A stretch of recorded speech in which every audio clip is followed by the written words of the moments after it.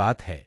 हिमालय की गोद में बसे एक शांत और पवित्र लोक में मां पार्वती अपने दिव्य सौंदर्य और करुणा के साथ निवास करती थीं। वे केवल शक्ति की देवी ही नहीं, बल्कि प्रेम, धैर्य और समर्पण का प्रतीक भी थीं। मां पार्वती का जन्म हिमवान और उनकी पत्नी मेना के घर हुआ था। बचपन से ही पार्वती अत्यंत सरल, कोमल और दृढ़ निश्चयी थीं। जब वे छोटी थीं, तभी से उनका मन भगवान शिव की भक्ति में रमा रहता था। समय बीतता गया और पार्वती का संकल्प और भी मजबूत होता गया।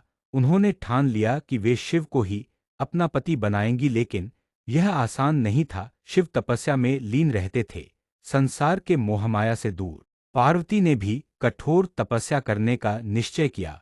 उन्होंने जंगलों में जाकर वर्षों तक कठिन तप किया, कभी भोजन त्याग दिया, कभी केवल पत्तों पर जीवन बिताया। उनका शरीर कमजोर होता गया, लेकिन उनका संकल्प अडिग रहा। उनकी इस भक्ति और तपस्या को देखकर देवता भी चकित रह गए।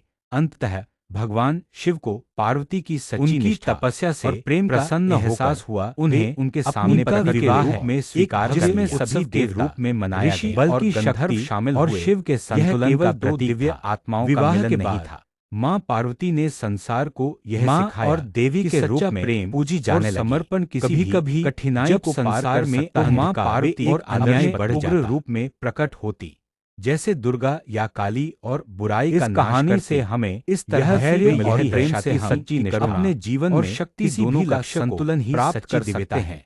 मां पार्वती की भक्ति और शक्ति हमें हमेशा प्रेरित करती रहेगी।